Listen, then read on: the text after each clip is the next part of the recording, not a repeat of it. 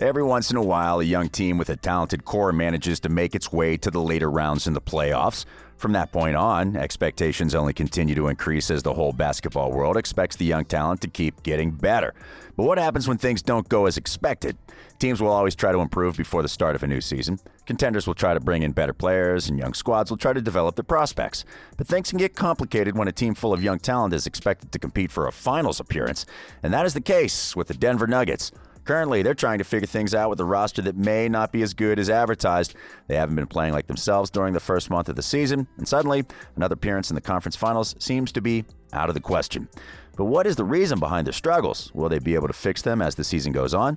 Let's take a look into it. By watching the Nuggets play, we can reach two easy conclusions. First, they're a great offensive team that can put up a lot of points against anybody. Second, they're not good enough on defense to stop opposing teams from scoring as much as they do.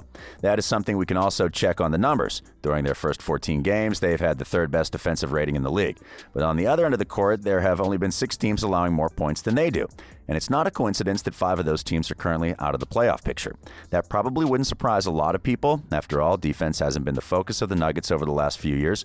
However, during the last 2 seasons, Coach Malone had found a way to make his team play better on that end of the court.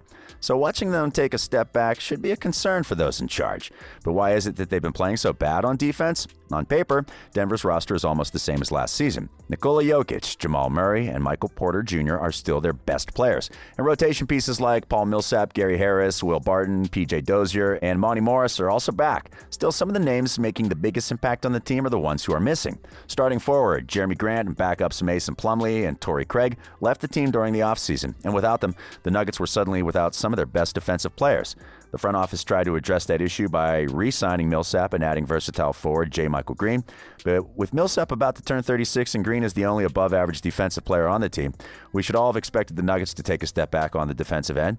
But unfortunately, that hasn't been the only issue affecting the team's play so far. The new faces have affected the bench's production, and even some of the starters have been out of rhythm. The Nuggets' second unit was one of the worst in the league during the first few games of the season. In fact, their bench's net rating was in the bottom 10 during the first 4 games. However, that had a lot to do with Green being unable to play because of injury. Since making his debut with the team, he's helped the second unit post the 6th best net rating in the league, and that should be both a relief and a concern for the team. That J. Michael has been a stabilizing force on the bench is a pleasant surprise, and his overall performance has been even better than expected, but the fact the other reserves were unable to perform at a high level without him, that could be an issue. If Green is forced to miss some time because of injury or health protocols, the second unit could revert back to its underwhelming ways, and that would make it very difficult for the team to improve its position in the standings. However, the bench players haven't been the only ones dealing with inconsistency, and as things are currently standing, they may need to keep experimenting until they find the right combinations. After all, Jokic and Morris have been the only players performing consistently every game. The team's supporting cast has had a hard time putting together solid performances in consecutive games, and even Murray and Porter have struggled at times. The point guard has failed to live up to expectations following a historic run during last year's playoff. During the first month of the season, he's managed to post a few outstanding performances from time to time, but those outbursts have been often followed by underwhelming games where he scores under 10 points. His inconsistency has brought back the questions about his status as a star and as Denver's second-best player, while also forcing the team to rely on Jokic to keep the offense alive. And even though the Joker has made an excellent job so far, the Nuggets need Murray to step his game up if they want to have a chance in the West. On the other hand, Porter was having a breakout season, averaging almost 20 points per game while also displaying an excellent shooting touch on all 3 levels. However, his defense caused some concerns as opposing teams quickly figured they could exploit him.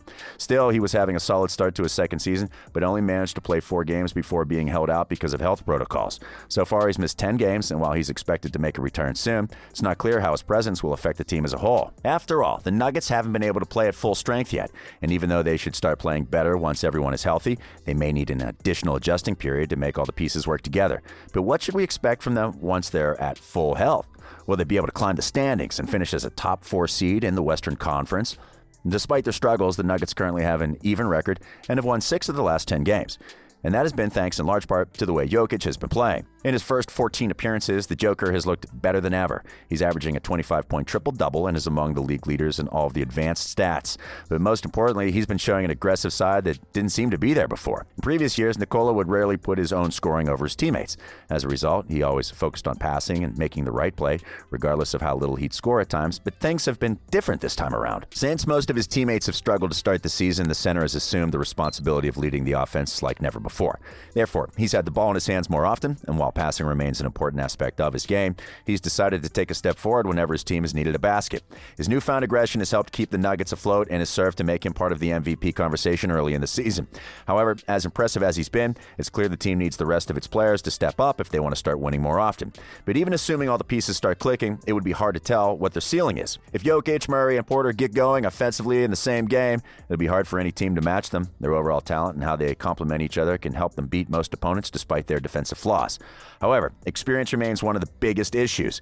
Even though the Nuggets made it to the conference finals a few months ago and have had two incredible players as their leaders, it still seems like they have a lot of work to do before they can be considered a legit threat. They have a very talented roster, but their lack of veteran leadership and defensive personnel leaves them almost without any room for error. Still, that doesn't mean their issues are unfixable. Once everyone's healthy and has a chance to play a few games together, they'll be able to start building some chemistry, and Coach Malone will have the opportunity to establish the roles of each player. Of course, good chemistry won't be enough to solve all of their issues, but it should help them perform better and get a better idea of who they really are. If they're capable of executing their game plan and providing their best player with enough help on a daily basis, they should find themselves in playoff position a month from now.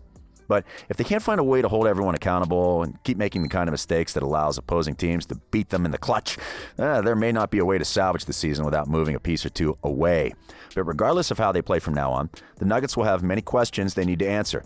If their goal is to win a championship, they need to find a way to keep up with the Lakers and Clippers. Both of those teams are playing even better than last year. But instead of closing the gap, Denver seems to be further away from the best teams in the West. Even teams like Phoenix and Utah seem to have a better chance of making a deep playoff run this season. And that should be a reason for concern for the front office. Having one of the best young stars in the league can help any team look good, but there's only so much a player can do if he's not surrounded by the appropriate pieces, especially if the ones supposed to support him aren't doing their part. So even though they're not in a hurry, it may be time for the Nuggets to start reconsidering a few things. How far do they really want to go? How far do they really want to go? How long will it take them to get there? And what will they need to do to get where they want to be? Altogether, the Nuggets are learning to deal with adversity after coming off a season in which they were considered overachievers. That's a natural process for any young team, but the fact that they're going through it during one of the most difficult seasons in league history, doesn't make things any easier for them. Still, the way they responded to the challenge may define how they're going to look in the future. They will always be an intriguing team as long as they got Jokic, but we might be about to find out whether they can be more than just that. But now, do you think the Nuggets will be able to figure things out as the season progresses? Or will they need to make any moves before the trade deadline? Let us know in the comments. We hope you've enjoyed today's video, and if you did, remember to give it a like and subscribe to our channel so that we can keep bringing you more NBA content. We are Courtside.